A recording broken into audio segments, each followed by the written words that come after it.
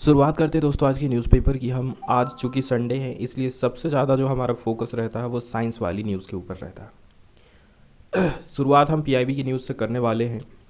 केंद्र सरकार एक new integrated food security scheme को चालू करने वाली है 1 जनवरी 2023 से।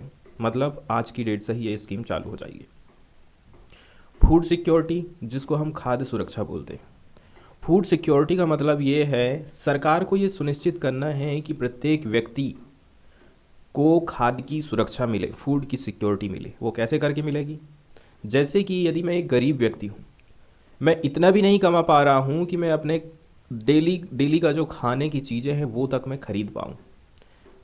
और इसके अलावा खाना अकेला ही नहीं है मुझे। यदि मैं 100 रुपये, 200 रुपये, 200 रुपये दिन का कमा रहा हूँ तो उस 200 रुपये में मुझे अपना परिवार भी चलाना है।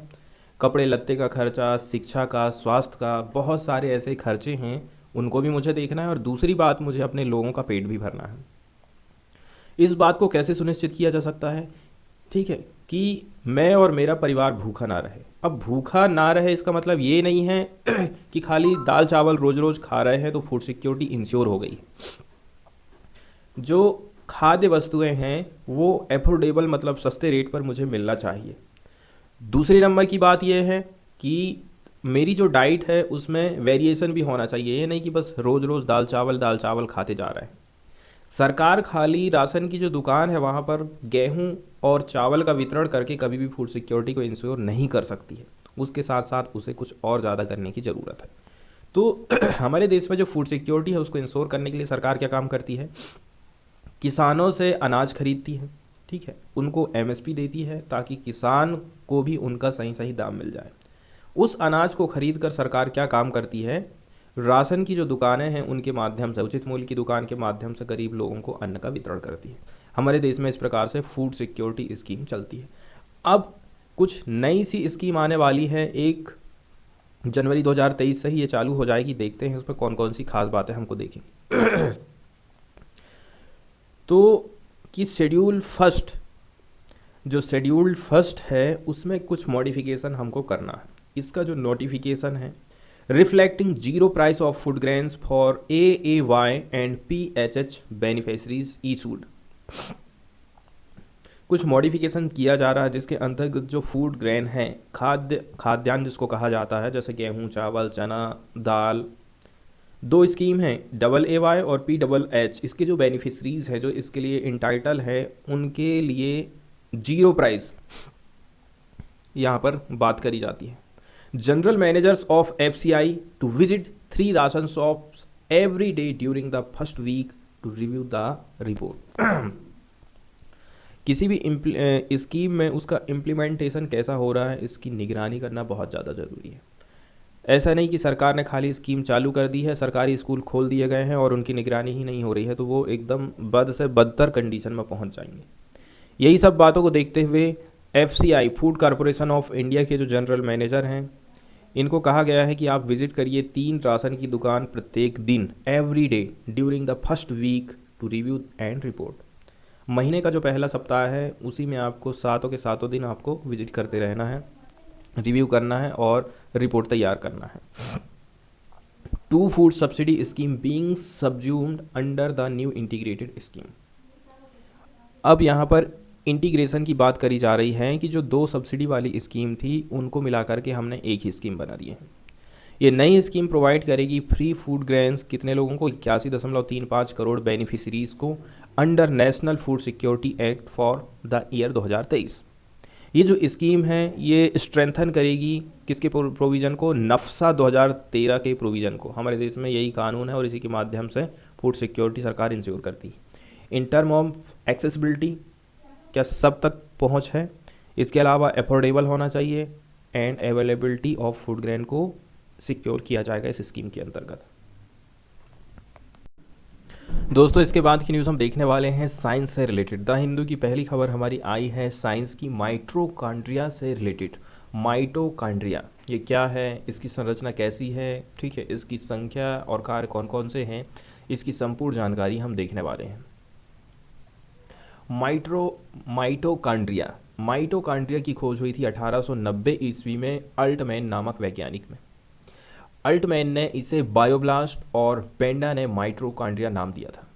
जीवाणु एवं नील हरित शैवाल को यदि हम छोड़ दें, जितने भी जो सजीव पादप हैं, पेड़ पौधे हैं और जंतु हैं, उनकी सेल में, कोशिकाओं की कोशिका द्रव्य में अनियमित रूप से, मतलब रेगुलर नहीं, अनियमित रूप से बिखरे हुए दोहरी झिल्ली आबंद कोशिकांग, जिसको ऑर्नेल हम कहते हैं, को सूत्रकणिका या फिर माइटोकॉन्ड्रिया कहते हैं। कोशिका के अंदर सूक्ष्मदर्शी की सहायता से हम जब देखते हैं तो ये गोल, लंबे या फिर अंडाकार दिखाई देते हैं, जैसे ये दिखाई दे रहा है हमको अंडे के जैसा। राइबोसोम, मैट्रिक्स ग्रेन्यूल, इसके अलावा माइटोकॉन्ड्रियल डीएनए, एटीपी सिंथेसिस, बहुत सारे इसके पार्ट्स के नाम यहाँ पर बताए गए हैं, आप इनको देख सकते हैं। तो माइटोकॉन्ड्रिया सभी प्राणियों में और उनकी हर प्रकार की कोशिकाओं में मिल जाती है। माइटोकॉन्ड्रिया कोशिका द्रव में, ठीक है, एक बहुत महत्वपूर्ण संरचना है जो कि कोशिका द्रव में बिखरी हुई है। माइटोकॉन्ड्रिया दोहरी झिल्ली के आवरण से घिरी हुई संरचनाएं होती हैं। माइटोकॉन्ड्रिया का साइज और आकृति चेंज होते रहता है, जैसे कि हम बात करें कई शेप में ये पाए जाते हैं। तो जो एक ठो सिंगल माइटोकॉन्ड्रिया है, बाहर इसके झिल्ली रहेगी और एक रहेगी अंतर झिल्ली, मतलब चारों ओर से ये घिरी हुई रहती है। इसके बीच में एक तरलयुक्त गुहा होती है जिसको माइटोकॉन्ड्रियल गुहा या फिर कैविटी कहते हैं। बाहरी झिल्ली की सतह पर व्रंत विहीन कण पाए जाते हैं जिन्हें पार्सन की, मतलब सब यूनिट्स ऑफ पार्सन कहते हैं। इसकी जो बाहर की झिल्ली है सपाट रहेगी और अंदर वाली झिल्ली मैट्रिक्स की ओर उंगली समान नलिकाओं में या फिर क्रिस्टी जैसी शेप में पाई जाती है। यदि कुछ बेसिक बातें देखें इसके काम को लेकर के, यदि ये हमारी बॉडी में है, यदि ये मेरी कोशिकाओं के भीतर है, तो कौन कौन से काम ये करती है? ये केवल यूकैरियोटिक कोशिकाओं में पाई जाती है, जिसका मेन काम है श्वसन क्रिया को संपादित करना। ठीक है, इसका मेन काम क्या है? श्वसन क्रिया को संपादित करना। अब बात करें यदि हम प्रोकैरियोटिक कोशिकाओं में माइटोकॉन्ड्रिया के समरूप रचनाएं मीसोसोम पाई जाती हैं। यूकैरियोटिक वाली जो कोशिकाएं हैं उसमें माइटोकॉन्ड्रिया हैं और जो प्रोकैरियोटिक हैं उसमें है मीसोसोम, जो श्वसन और कोशिका विभाजन का काम करती हैं। माइटोकॉन्ड्रिया में ऑक्सीजन की उपस्थिति में भोजन के विखंडन से क्या होती है? ऊर्जा मुक्त होती है। भोजन को छोटे छोटे कणों में तोड़ा जाता है, उससे एनर्जी उत्पन्न होती है, जिसको एटीपी कहते हैं। एटीपी मतलब एडोनसाइन ट्रिफोस्फेट कहते हैं, ट्राईफॉस्फेट। यही कारण है कि माइटोकॉन्ड्रिया को कोशिका का पावर हाउस कहा जाता है।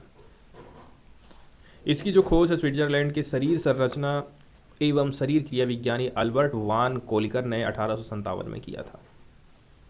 माइटोकॉन्ड्रिया का, ठीक है, इसका जब खोज के 47 वर्षों के बाद जर्मन माइक्रोबायोलॉजिस्ट कार्ल बेंडा द्वारा सन 1898 में किया गया था।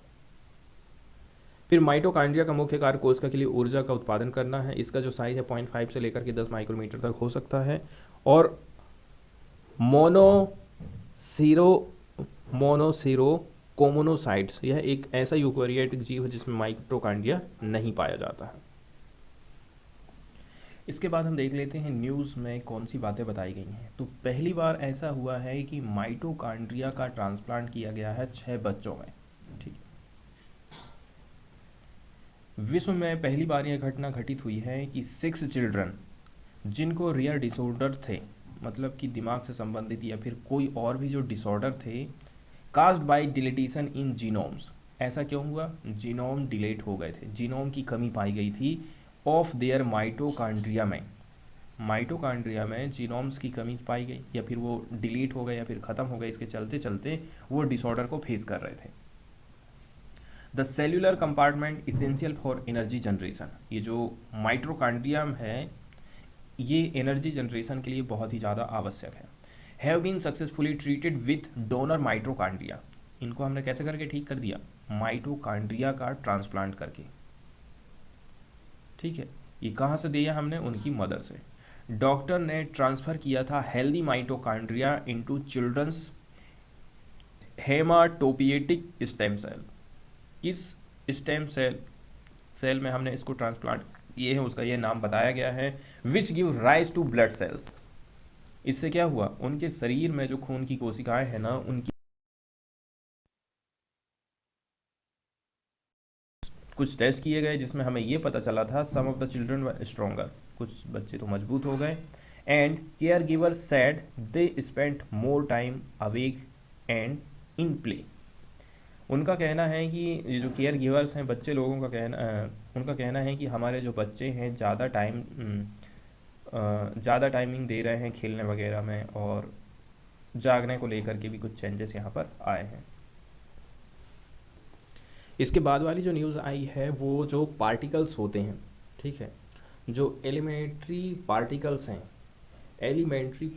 हैं उनके क्षय से रिलेटेड है, ठीक है। न्यूज़ में बताया गया है कि एन इंट्रीगिंग एनोमली इन डाटा, इंट्रीगिंग का मतलब होता है दिलचस्प, और एनोमली का मतलब होता है, एनोमली का मतलब हम देख लेते हैं, एनोमली मतलब होता है विसंगति उत्पन्न हो जाना। लार्ज हाड्रॉन कॉलिडर, जिसको शॉर्टकट में LHC कहते हैं, दैट राइज्ड होप्स, जिसने कुछ नई आशा पैदा करी है। हमें कुछ दिलचस्प किस्म की विसंगति के डाटा प्राप्त हुए हैं, किसके द्वारा? लार्ज हाड्रॉन कॉलिडर के द्वारा, LHC के द्वारा। यहीं से एक आशा उत्पन्न हो गई है of a new elementary particles, हमें एक नए पार्टिकल्स की तरफ एक दिलचस्प आशा पैदा हो गई। 2014 में क्या हुआ था? LHC के जो वैज्ञानिक हैं, कहाँ पर? CERN में, यूरोप के पार्टिकल फिजिक्स लेबोरेटरी, कहाँ पर? Near Geneva, Switzerland. इन्होंने डिस्कवर किया है कि सब मैसिव पार्टिकल्स, कुछ जो मैसिव पार्टिकल्स हैं उनमें क्षय देखने को मिल रहा है, more often into electron positron pairs. Electron positron के जो पेयर्स हैं, जोड़े हैं, उनमें हमें और भी ज़्यादा डिके या फिर क्षय देखने को मिल रहा है, और ये जो क्षय है यहाँ पर हमें असमानता दिखाई दे रही, मतलब इनमें अधिक बार क्षय हुआ है। इस असंतुलन ने भौतिकी के मानक मॉडल को चुनौती दे दी है, जो भविष्यवाणी करता है कि दोनों जोड़े मोटे तौर पर समान आवृत्ति के साथ में, कि दोनों घटनाएं एक साथ घटित होना चाहिए, दोनों एक साथ क्षय होना चाहिए, लेकिन यहाँ पर हम देख रहे हैं आगे पीछे क्षय हो रहा है। इसके बाद की जो रिसर्च है कोविड-19 से रिलेटेड है, ये सूनर और later India has to develop Omicron based boosters. बहुत जल्दी या फिर कुछ दिनों के बाद में इंडिया को डेवलप करना पड़ेगा Omicron based booster dose. Still effective but for how long, ठीक है, कितना ये इफेक्टिव है अभी है जो हम काम कर रहे हैं उसके बारे में यहाँ पर जानकारी हम लोग देख रहे हैं। रिसर्च इस प्रकार से आई है कि जो बूस्टर डोजेस हैं उनकी ज़रूरत नहीं है हमारे इंडिया के हेल्दी एडल्ट्स को। With hybrid immunity the benefit of A booster shot यदि हम किसी को दे रहे हैं, जैसे कि एक बार मैंने कोरोना की वैक्सीन लगवा लिया है, इसके बाद मैं फिर से जाता हूँ डॉक्टर के पास और कहता हूँ कि मुझे एक बूस्टर डोज लगा दो, एक और वैक्सीन लगा दो, तो इसको हम बोलेंगे बूस्टर डोज।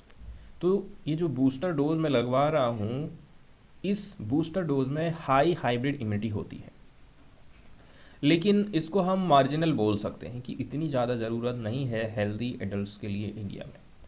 केवल और केवल वे लोग जिनकी उम्र 60 साल से ऊपर हो गई है, या फिर ऐसे लोग जिनकी जो ऑलरेडी से किसी न किसी प्रकार की कोमॉर्बिडीज़ हैं, बीमारियां हैं, 18 से 59 साल की एज ग्रुप वाले, इनको बूस्टर डोज की ज़रूरत पड़ सकती है।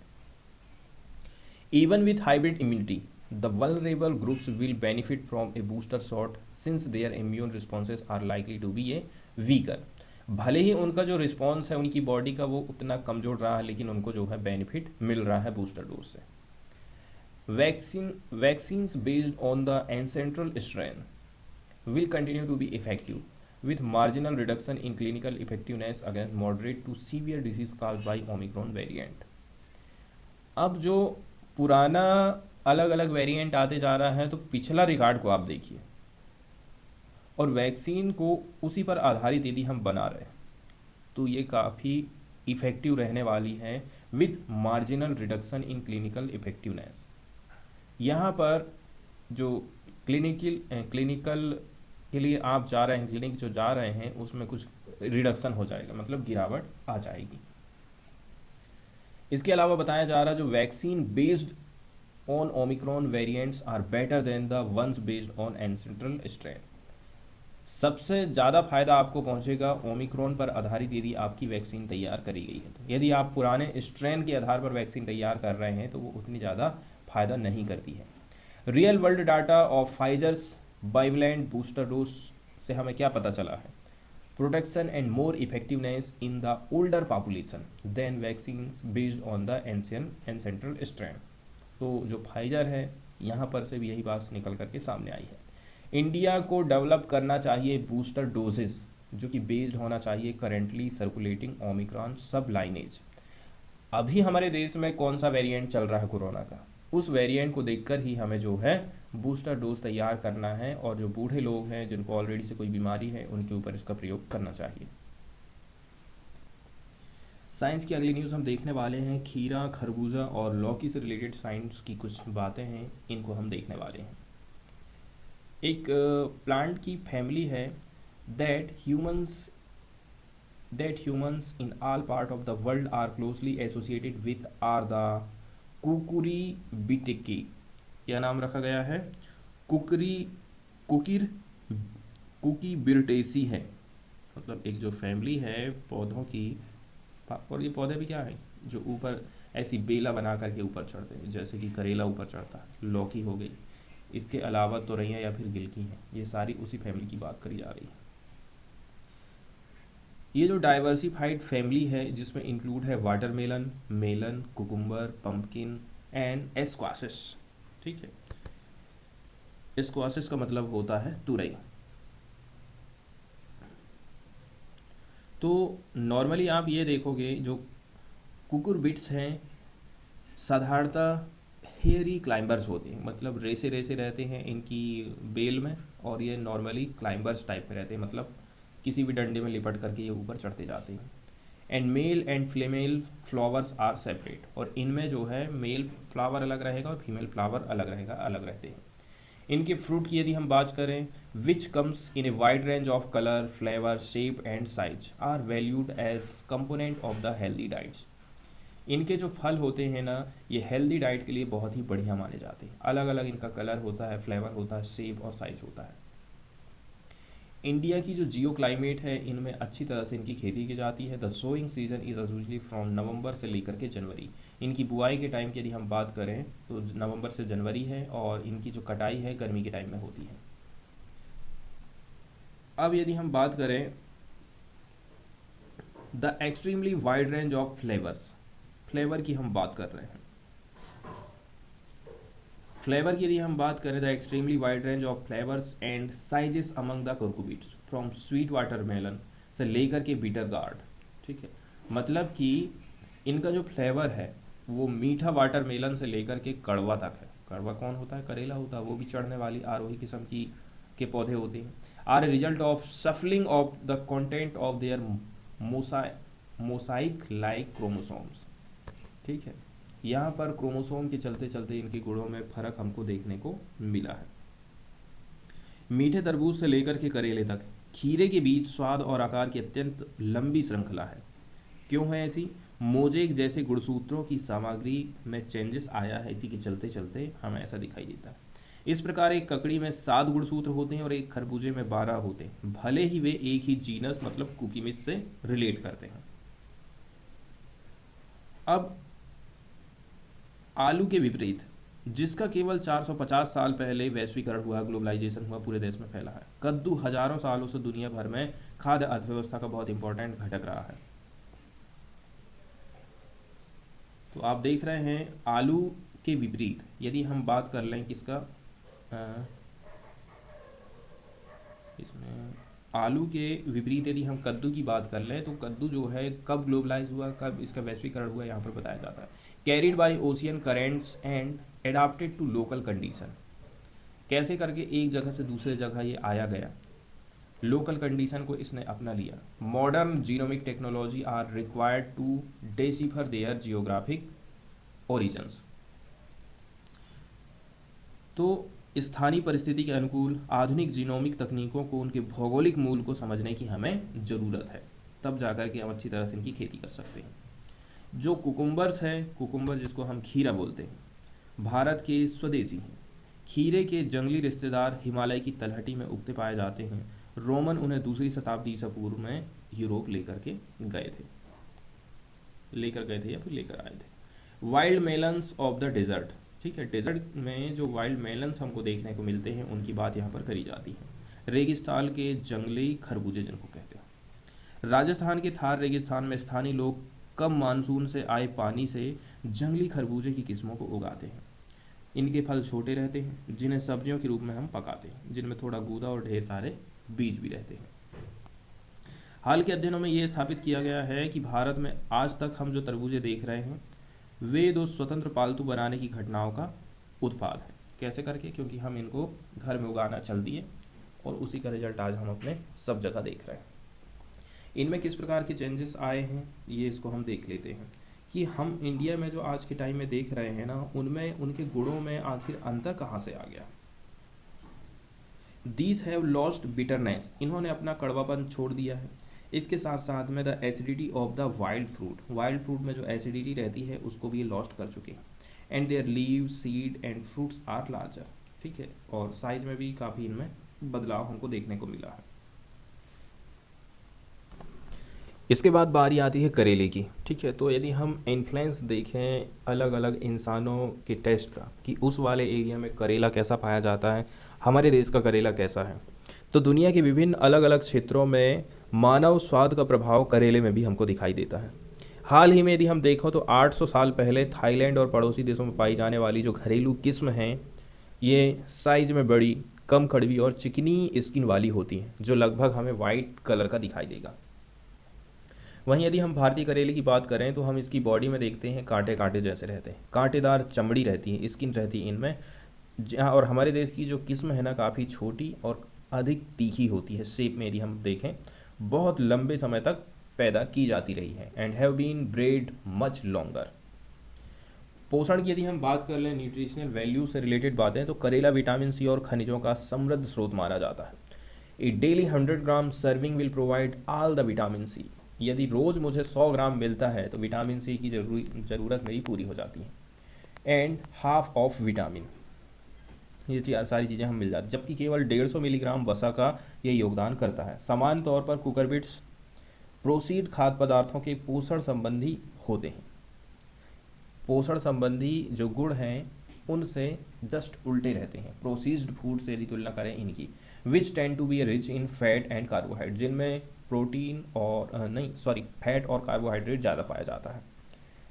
वहीं यदि हम बात करें वाटर कंटेंट की तो वो 85 से लेकर के 95% होता है एंड ये लो कैलोरी वाले खाद्य पदार्थ होते हैं। आहार संबंधी मुख्य आधार और औषधीय महत्व भी है। इसके अलावा खीरे के कई सारे उपयोग भी हैं। स्पंज लौकी की यदि हम बात करें, जब ये सूख जाता है तो त्वचा की देखभाल में स्पंज के रूप में इसका यूज़ किया जाता है। मतलब कि जो तुरैया रहती है ना, सूखने के बाद इसको जब छील देते हैं ना तो एक खरबसा टाइप का रहता है, जैसे कि आप दूध से अपनी बॉडी को नहीं घिसते हैं क्या, ठीक वैसे ही हमको लौकी में और गिलकी में भी दिखाई देता है। इसके अलावा कई सारे, जैसे कि कोई गूंजने वाले वाद्य यंत्र में इस्तेमाल कर रहे हैं, कोई तमूरा बजा रहे हैं, कोई सितार है, ये सारी चीज़ें भी इनसे बनाई जाती हैं। इसके बाद वाली न्यूज़ हम देखने वाले हैं पोप से रिलेटेड। बेनेडिक्ट 16वां ये पहले ऐसे पोप हैं जिन्होंने रिज़ाइन किया है इन 600 ईयर्स, 2895। कैथोलिक ईसाइयों के सबसे बड़े धर्मगुरु रहे पूर्व पोप, मतलब ये वर्तमान में नहीं थे, रिटायर हो चुके थे, इन्होंने रिज़ाइन मार दिया था। बेनेडिक्ट 16वें का शनिवार को 95 साल की उम्र में निधन हो गया है। इनकी सेहत बेहद ख़राब थी। वेटिकन के स्पोक्स पर्सन माटेओ ब्रूनी ने बताया कि शनिवार सुबह 9:34 पर पोप बेनेडिक्ट ने अंतिम सांस लिया था। 2 जनवरी 2023 को उनका पार्थिव शरीर अंतिम दर्शन के लिए सेंट पीटर की बेसिलिका में रखा जाएगा। 5 जनवरी को उनका अंतिम संस्कार होने वाला है। इनसे रिलेटेड खास बात यह है, लगभग 600 साल के इतिहास में पोप के पद से इस्तीफा देने वाले ये पहले पोप थे। इन्होंने 2013 में अपनी पद से इस्तीफा दे दिया था। पद छोड़ते समय पोप बेनेडिक्ट ने गिरती सेहत को अपने इस्तीफे की वजह बताई थी। बेनेडिक्ट से पहले 1415 में पोप गेनरी ने, और ये कौन थे, 12वें नंबर के थे, अपने पद से इस्तीफा दिया था।